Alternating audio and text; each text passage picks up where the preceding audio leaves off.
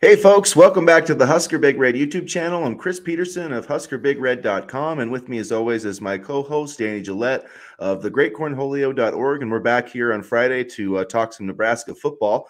Huskers got a huge commitment this week with Walter Rouse. So Danny, how you feeling about the new offensive tackle for Nebraska? It may be Friday the 13th today, but we've had some good luck this week, and Walter Rouse certainly fits the bill.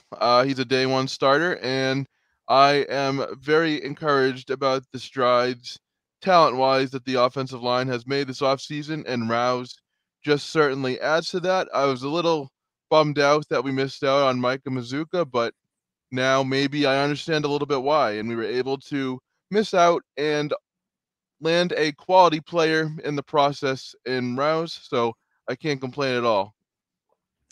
Yeah, I think it did. It was a bummer to miss out on Makuza from Baylor, who ended up going to Florida. But as long as they got one of these two guys, I feel pretty good about it. And yeah, I mean, if you look at the offensive line, there's a lot of experience. They've added Ben Scott, who's going to take over at center. Rouse, I think, is going to come in and play left tackle. I think ideally, in my ideal world, that would move Teddy Przak over to the right side, and then you've got that's kind of your starting point, and then you have an interesting kind of competition with, some of the guards. I think Turner Corcoran could play guard. Bryce Benner could play guard. Obviously, you need, some of those guys to give you depth at tackle as well. So, I'm not sure exactly, how it's all going to shake out, but, I feel like Rouse will be, in the starting lineup. And at the very least, Nebraska is going to have more depth this year on the offensive line, which they didn't have a year ago. Absolutely. And on top of that, they've gotten some, offensive linemen in the 2023 recruiting class. Brock Knutson is one of them. Sam Sledge is another on the interior. So they're doing a good job of not putting their eggs all in one basket with either recruits or just transfers. They're doing a good job of balancing both.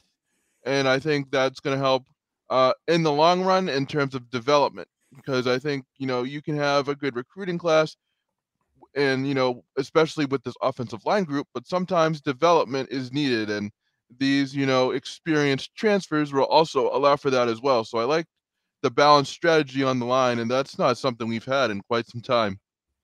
So what do you think the offensive line, what do you think the starting five, could look like next year? Whew. Um, let's go Rouse, I think, and then Ben Scott, and then you talked about moving Przaka, and I think that's a very plausible idea, because the other part of it is he's a good player. He's just been hurt. And then Ben Hart, and I'm missing one more name. Um, Corcoran, something Okay. along those lines. I mean, because I just think that the players that we've had here have been poorly coached, and they haven't been, reaching their full potential. And I think you're going to see some, holdovers from previous seasons. It's not going to be an all new unit, but there's going to be, enough new players to make an impact. And that's something that was desperately needed. I mean, we all saw it last year, right? Yeah, and it'll be interesting. There's going to be a lot of competition, I think, to find out, who the best five guys are. Nordine Norelli's in the mix. He started 7 games. Henry Liptowski started 2 games last year at, I believe, at right or left guard. I can't remember which, but he played over 200 snaps last year. Ethan Piper, started a bunch of games at left guard last year too. So I mean, he's definitely going to be in the mix. I mean, you've got 2 guys who've started, Piper and Norelli, who have started, like 7-8 games at left guard, in their previous season. So I think both of those guys could be in the mix there. Bryce Benhart, I could see him, moving down to, guard. But I do think that Nebraska needs to, be mindful of having a backup tackle, whether it's Benhart or Corcoran or, even if it's Przaka, if he doesn't win all these guys need to battle it out, but they need to have, a backup kind of a swing tackle who can, kind of bounce out there. And maybe they would feel okay if it's Benhart or Corcoran if they move those guys inside to guard. But, Yeah. It'll be interesting. I do like some of the pieces that they have. And I think that I could see Corcoran and Benhart both starting inside. I could see Yeah. Norelli and Piper, Liptowski. So I think there's so a lot of options. And I think spring ball will really see kind of how that hierarchy plays out. And I think that can be said about a lot of positions. You look at, even quarterback. I mean, it was interesting. I saw a tweet where Jeff Sims was mentioned in potential Heisman odds and not Casey Thompson. So I don't know if the odds makers know something that we don't, or if they're just making a projection. But, quarterback, offensive line, wide receiver, who steps up at the position? Who's the next, not next Trey Palmer, but who's the leader, the number one guy? I think that's going to be an interesting battle as well. So there's a lot of battles going into spring ball, and that's a very good thing because there have been times in the past where players haven't been challenged and they've coasted their way, and that's not going to be the case with this coaching staff, I think. Yeah, it's good. There's going to be a lot of competition, and especially along that offensive line. So it'll be interesting to see how it all works out. I mean, the defensive line, I think you're going to see a lot of competition too. I don't, Mm. I think Ty Robinson's probably going to start somewhere there, but outside of that, I think it's pretty wide open, and I still feel like they could use more defensive line help. But that's I worry about the pass rush. I worry about not having like a true nose tackle on defense. So those are still some things that they could look at. There's not really any. That's the thing though, is it's pretty hard to find guys in the portal now. There's a few extra guys, and they're actually going to be hosting a tight end, Brett Seether from Georgia, who just entered the Mm. transfer portal. He's got 2 years of eligibility, not a big name, 6'5", 228. Mm. He played in 27 games, 4 catches for 54 yards, only played 116 snaps at Georgia. So it's not like, this guy's a superstar or anything, but, we give him some solid depth, and hopefully Thomas Fidone can have a breakout year. That's what this offense, could really use, but they definitely could, use somebody else that, can add to that mix, especially, just for depth purposes. And not for nothing, but the tight end at Georgia, Brock Bowers, I don't think too many are going to be starting over him. So, I think experience is a definite need at tight end. We don't know what we're going to get from that position. Um, losing Vokalek just in terms of experience kind of hurt a little bit, but getting new faces in there, getting an experienced transfer who knows how to win. I mean, that's would be big for Nebraska, and I don't want to give up on any of the tight ends on our roster yet. I just don't know what we're going to get out of them. We just haven't seen enough. They haven't been healthy, so we'll see what Wager does at the position. And he's also hosting, or not him personally, but I think Nebraska is hosting one of his recruits this weekend, if I'm not mistaken. Yeah, Ishmael Smith Flores, who played at Arlington Martin for a year, the same school where Bob Wager coached. He's ranked 563 overall in the 24/7 composite rankings. So he's going to be visiting this weekend. He's part of the 2023 class, 6'5", 210 pounds. Iowa and Rutgers are some others in the mix. I believe he's going to be taking a visit to Rutgers this weekend.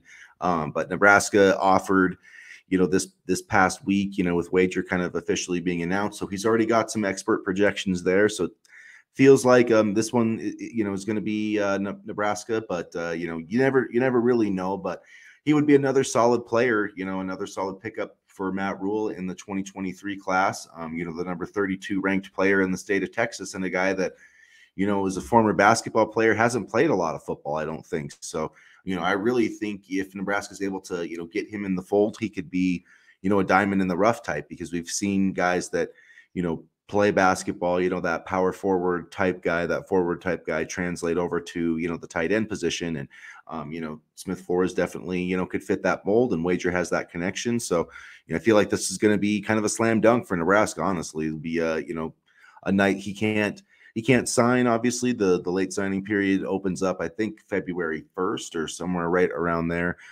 So he can't sign right now, but he could commit, and that would be a nice pickup for Nebraska to land him in the later part of this 2023 class. Absolutely. And I don't know if you remember Julius Thomas, the former tight end with the Denver Broncos, but he played basketball in high school before playing football, and he turned out okay in Denver. But yeah, no, that's just an example of a player that, can play one sport but excel in the other. And uh, I would be really interested to see what he brings to the table. I think, we're seeing that Nebraska wants to add, new faces and, new blood as well as experience in the tight end room. And quite honestly, I think it's needed. I mean, at the very least, it will provide a good camp battle, and it will give the coaching staff a chance to see what they can get out of the players that are already here as well. Because competition, a healthy competition can really tell a lot about a player, and I think it's a good way to evaluate where the room stands. Yeah, and it's I think it's really going to depend at the end of the day, whether the group is successful or not. It's going to depend on Thomas Fidone. I mean, that's just the Mhm. bottom line. He is. I mean, he was ranked ahead of Brock Bowers for a reason. I mean, he's a game changing type of talent. He just hasn't been healthy, and I'm hoping this year he can finally have that breakout season. But if not, I don't see anybody else. Even if they get there's not going to be anybody else that comes up with big production or has, Austin Allen or Travis Vokolek numbers. There's one guy on the roster who can do that. It's Thomas Fidone. And if he doesn't get that done, then we're just not going to see that at the position, in my opinion, unfortunately. Yeah, I mean, and if we do, it will be a learning on the fly type of thing. I could see, somebody emerging at the end of the season, maybe in terms of production, but I think there's enough weapons in the offense where tight end doesn't necessarily have to be a focal point. It's nice, and Nebraska should use a tight end, but if there's no production there, there's no sense beating a dead horse, as they say. Um, they do have talent at wide receiver, albeit a little bit unproven. So, I mean, there are a lot of options that these offense can use to be successful, and I think a big focus will be running the football. So as long as the tight ends can block, I think that will be a step in the right direction there, to be truthful. And then with to stick with the tight ends, Ian Flint is a 2024 tight end that's visiting. Actually today he got to Nebraska yesterday. It's an unofficial visit. He's a 24 recruit. I can't take official visits quite yet, but it's an unofficial. His sister transferred to the Nebraska track program. His parents met in Lincoln, so it feels like he's also another guy from Texas, from Katy, Texas. So I mean, we definitely have talked about these kind of Texas ties from Matt Rule. He basically Flint is ranked 392. He's got a 99% chance to wind up at Nebraska according to the prediction machine, and he's a kid that if you're in the top 400, I mean, you have kind of the chance to grow into a 4-star, 6'5", 248 pounds. So he would be a nice kind of commitment, and he maybe be the first pledge of this 2024 class for the Huskers. Andy's got an 88 numerical ranking on 240 on 24/7 Sports. So I mean, he's a borderline 4-star, and as long as the Texas connections are there, which they very clearly are going to be with this staff, keep going down there. There's a lot of good athletes down there, and like I said before, in the bigger states, a lot of talent gets overlooked because the state is so big. And so if they find success in Texas, keep going down there. I mean, and I love this Texas flair that Matt Rule is bringing into the program, and I'll be interested to see what happens with Flint because that would give them, you know, I don't want to say a cornerstone recruit, but a nice start to the 2024 class. Yeah, just they it would be nice to get on the board, since they haven't been able to do that quite yet. I know everybody's really talking about Dylan Raiola, and we'll see if Matt Rule and the staff kind of get out there to visit him, during when this kind of recruiting dead period ends, which is actually today. So it'll be interesting to see. Another thing, we that's kind of been making the way, making the roundabouts is Xavier Betts. If you guys remember, Hmm. Xavier Betts for Nebraska was one of the top recruits in the class. Basically, I think it was in 2019 is when Yeah. he signed. Number or no 2020, excuse me. So he was the number one player in the state of Nebraska, ranked 112th overall.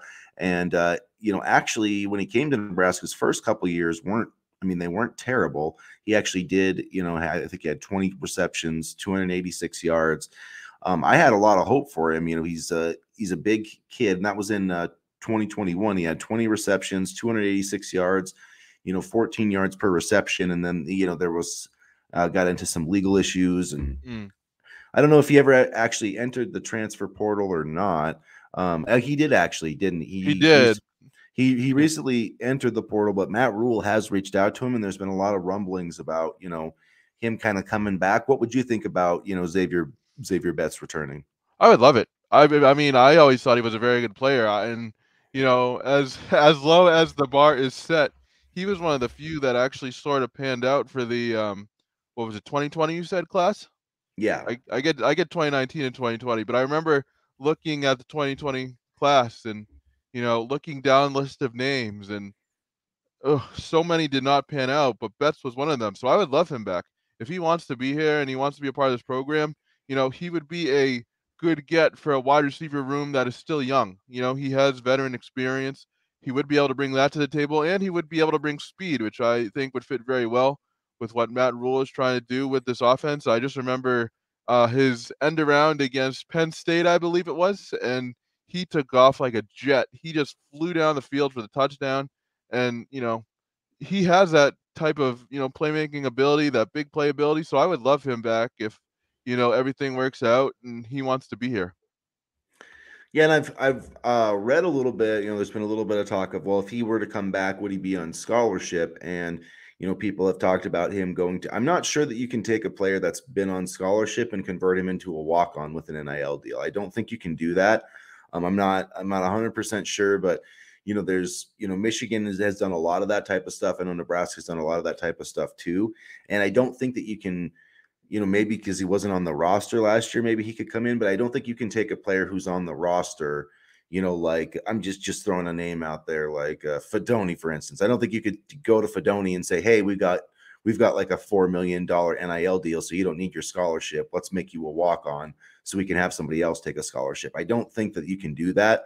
So I'm not sure if Nebraska is going to be able to take, him as a walk-on, but I mean, if this kid can get his head on straight and if he's ready for spring ball, because the bottom line is, look, I realize Nebraska's in the 90s right now, but those numbers that you don't have to be down to 85 until August. So, there's a lot of time left to go. There's going to be guys transferring out during spring ball. I mean, I can guarantee you that. It wouldn't shock me if there was some attrition on the offensive line, if there's some attrition at quarterback, you know what I mean? We're going to see that. So I think, I'm not so much worried about, wasting a scholarship on the kid, but he's got to be ready. That's the thing. I think that's, Matt Rule's got to make that evaluation. If he's ready to play football, if he's committed to the program, all those things. It's not a question of the talent. The kid's talent level definitely, deserves a scholarship. He was going to take a visit to Pittsburgh. I believe Sean Callahan reported before Rule reached out to him. So I guarantee you Pittsburgh's not asking him to walk on there. I mean, that's just the way things work. I mean, this kid was a top 120 recruit overall in the 24/7 composite rankings. He clearly has the talent. He was number one in the state of Nebraska. So I think it would be a nice addition because they could use a big receiver like him out there. They don't, that was the thing with, the kid from Virginia, Billy Kemp. I mean, they didn't have a number one receiver and they still don't. I mean, I think he'll probably lead the team in receptions, but he's still not a guy that you can say, hey, let's throw this ball up in the end zone for Billy Kemp. That's not the kind of player that he is. Mark, they just don't have that type of guy. Maybe it's Malachi Coleman, but like I said, it's hard to, count on freshmen to produce until you kind of actually see them in camp and see them on the field. So it would be nice to have another big body out there and a guy who has speed, size, and can make plays on the football.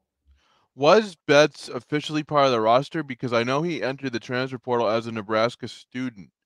But there were some questions as to whether he was still part of the roster. Was he still on the roster? I'm not sure. I don't know how that all went into it, but Because then that scholarship NIL stuff, I mean, then you wouldn't be taking away or reoffering a scholarship. I don't know how it works, but to me, it just doesn't seem like, the idea that Betts could get. I mean, he's been in trouble. I don't know that anybody's going to be like lining up. I know the 1890 initiative or whatever can do collectives and stuff like that. And I just don't see how, if you're going to be competing with other schools for a kid that's pretty talented, I'm sure somebody else is going to offer him a scholarship. And that's going to be, to me, that's not a great way to start. Hey, Xavier, we want you to come back, but we're going to have you walk on. And, that just doesn't make sense to me. And if you want him on the team, if you want him back, put him back on scholarship. That's probably the best way to do it. And I'm not that worried about the numbers, but that's why I think, you could bring him back and go through spring ball and see how things go. It's not like he's going to be affecting your numbers until, later on this year. And that could maybe give you a chance to see how he is and how he's operating. But, if he's got his head on straight and if all that other stuff is behind him, I mean, he's good enough to be a starter on this team. I mean, I have no doubt in my mind about that.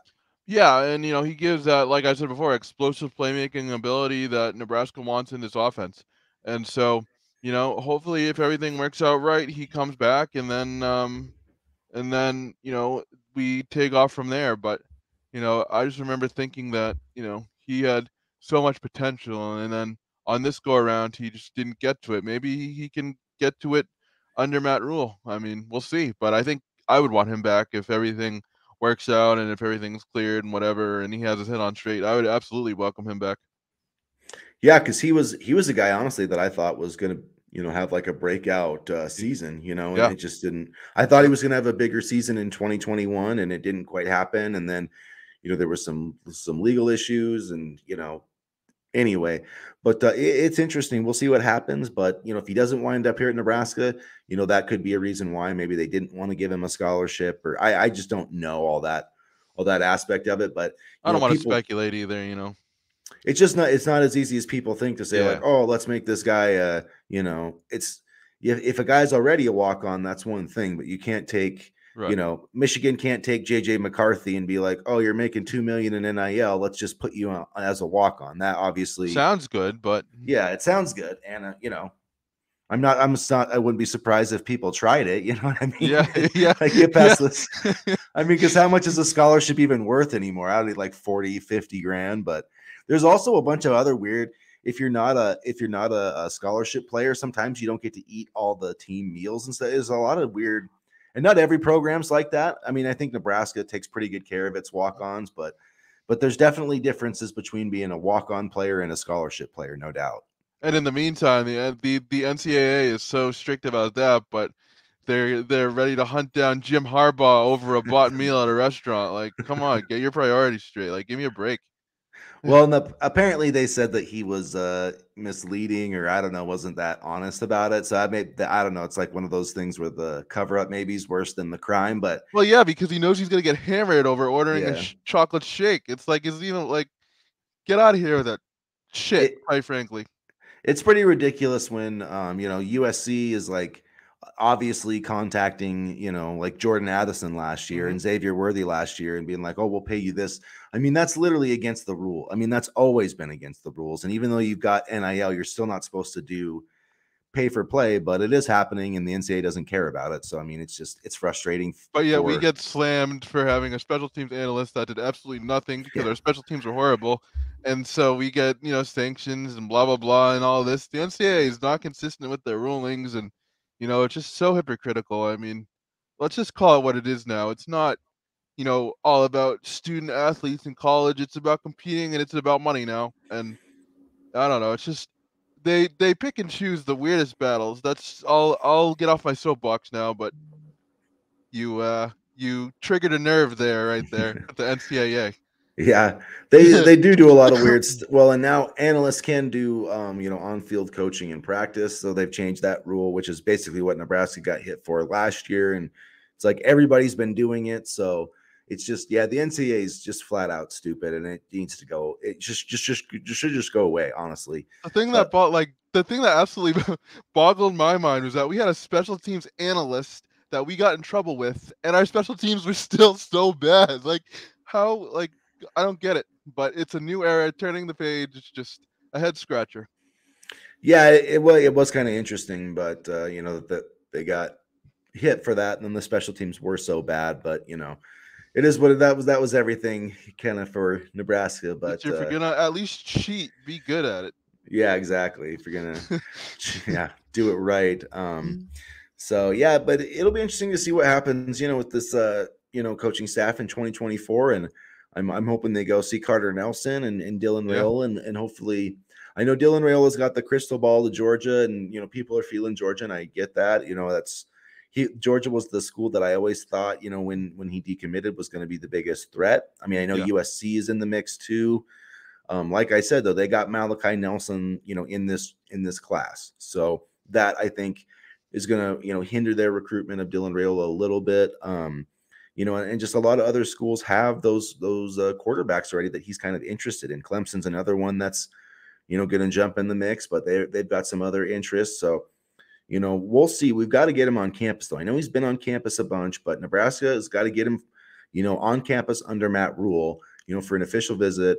Georgia, was the first team to offer him. But, I guess the way that I look at it, is even if Nebraska misses out on Dylan Raiola, they still have a great chance to get, Daniel Kaelin in the 2024 class. They can't miss on Dylan Raiola and, Daniel Kaelin. So they've got to get one of those two. Kaelin was just offered by, Colorado State. Colorado, excuse me.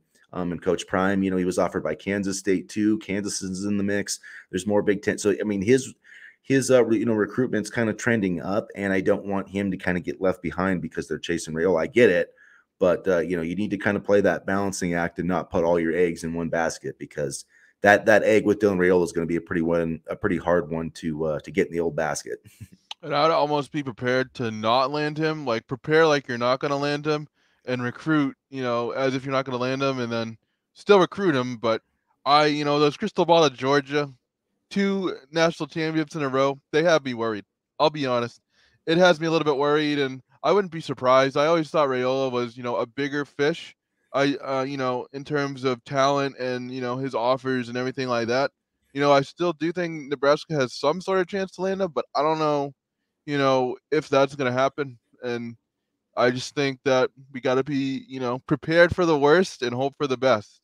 And so a guy like Carter Nelson, though, I think we absolutely need to land him. You talk about the tight end room and, the lack of experience and depth and things like that. It's also about, you know, not leaving the state of Nebraska, not letting him leave the state, and kind of building that, stronghold in the state. I mean, 2024, we have Damon Hall, Carter Nelson. Like, this is a very good in-state class. And so landing a guy like Nelson would certainly bode well, but we'll see how the recruiting goes. I mean, to me, Nelson is, probably a more realistic fish, so to speak, than Raiola, but time will tell. Yeah, I do think it would, while it would hurt to miss Rail, I think it would almost, to me, it would sting more to lose Nelson, because he is Yeah. an in-state kid, and so Yep.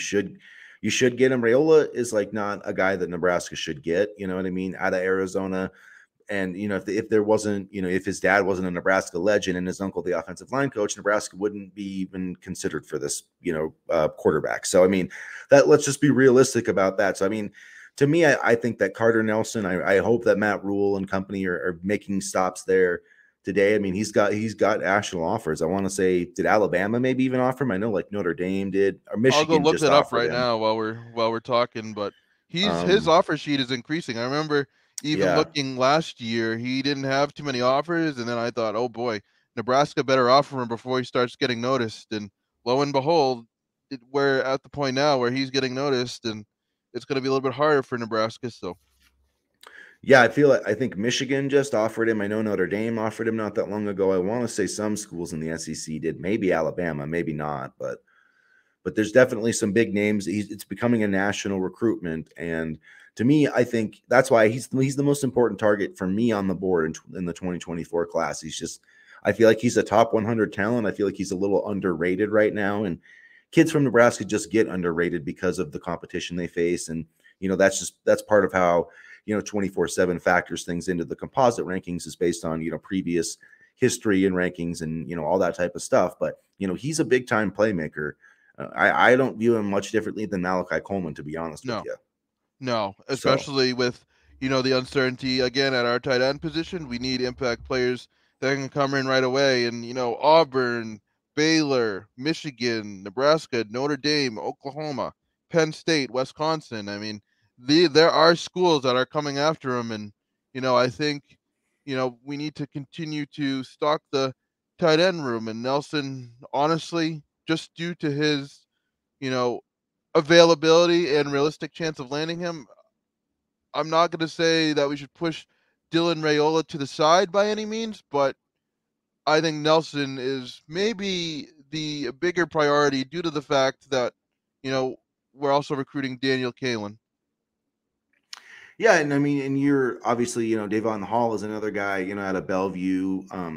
He's actually, if you look at the 24/7 rankings, he's actually the number one kid in Nebraska in the 24/7 specific rankings. In the 24/7 composite rankings, it's Carter Nelson. So at any rate, they're both top 200 players, and they're in the state of Nebraska, and those are two commitments that Nebraska just absolutely has to get. I mean, if you get Hall and then you get Carter Nelson, you get Daniel Kalen. I mean, that's a pretty damn good haul Yeah. for your 2023 or 2024 class, or at least a good starting point. And Kalen right now is number 3 in the state according to the 24/7 rankings. And look, he's 481 overall. So it's a little bit. If you look at 24/7, they've got him rated as an 89.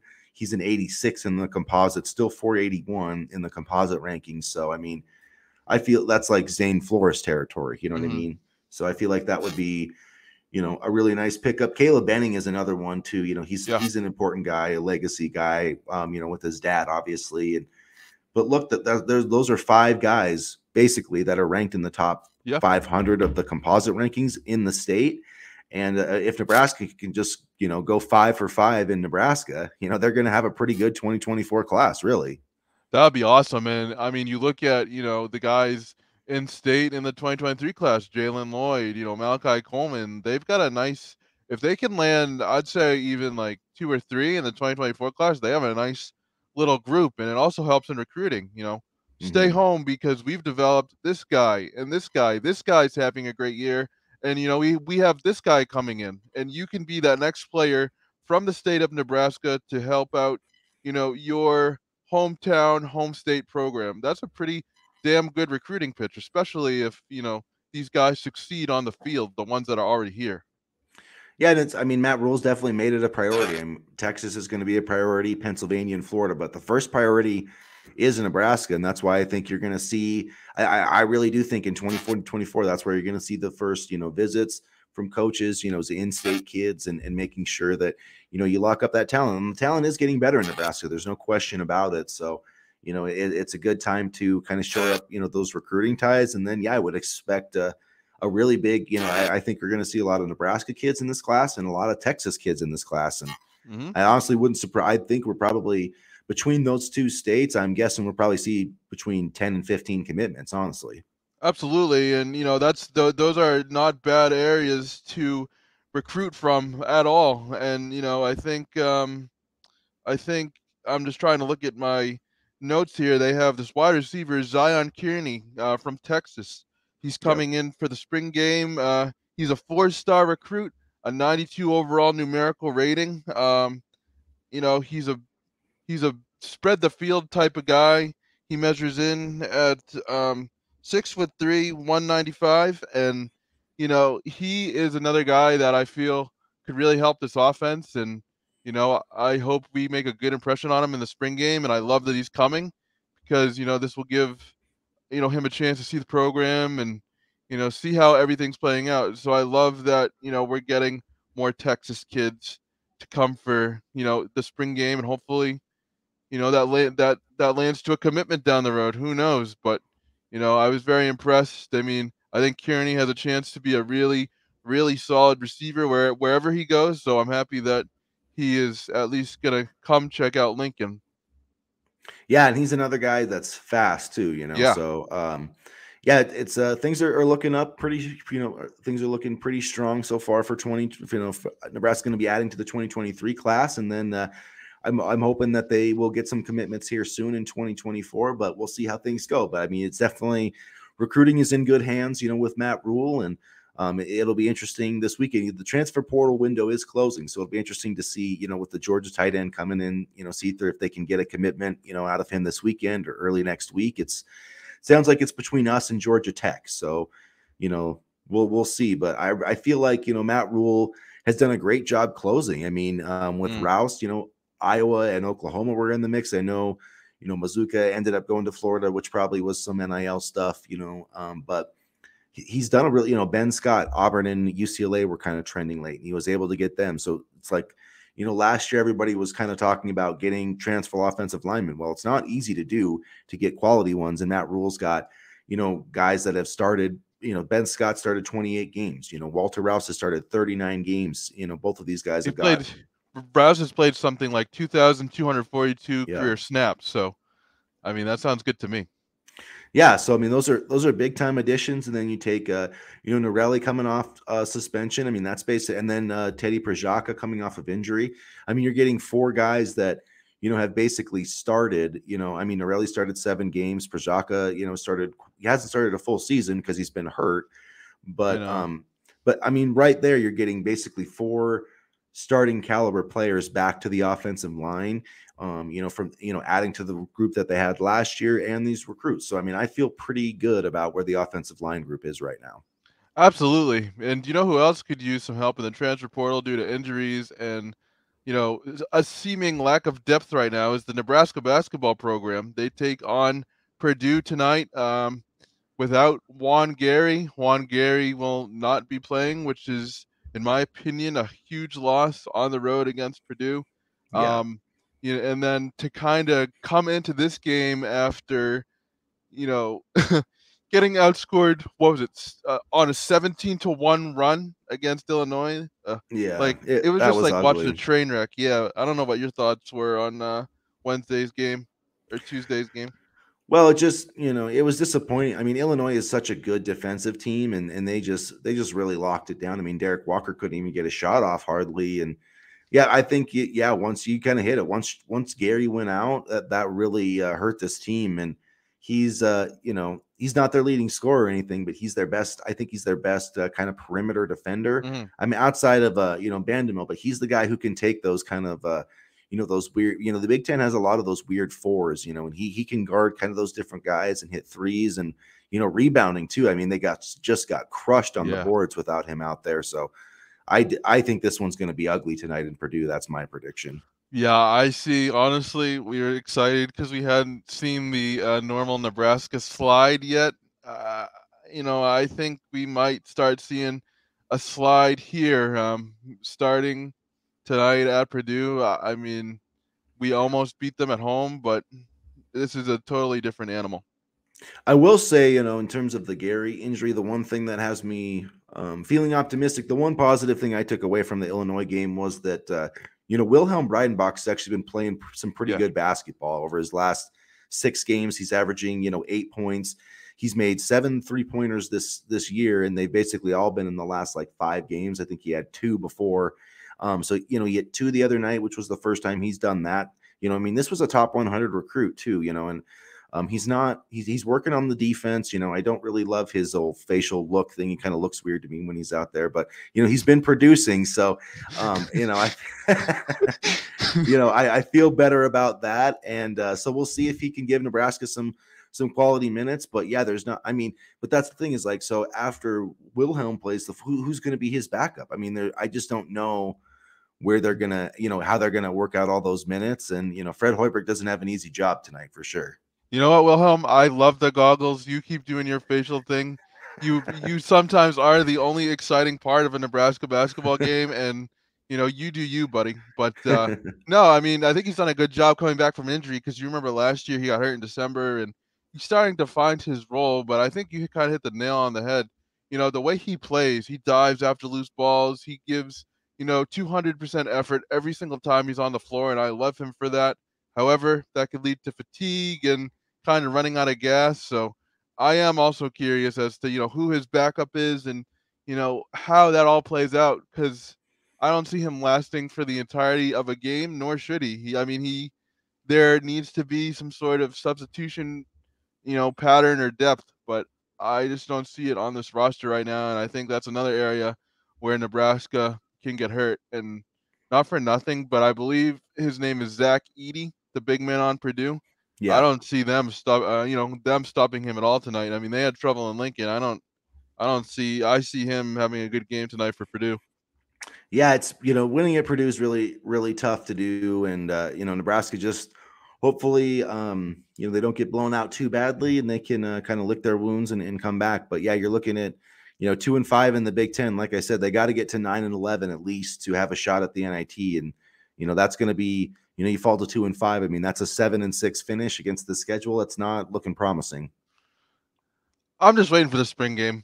bring me the spring game, bring me football, bring me recruiting. You'll notice if any of you read my stuff that I barely cover basketball. I mean, sometimes I will, but lately, I mean, I shouldn't say this, but I was gonna say lately they haven't been exciting. They have, but I just see another downward turn, unfortunately.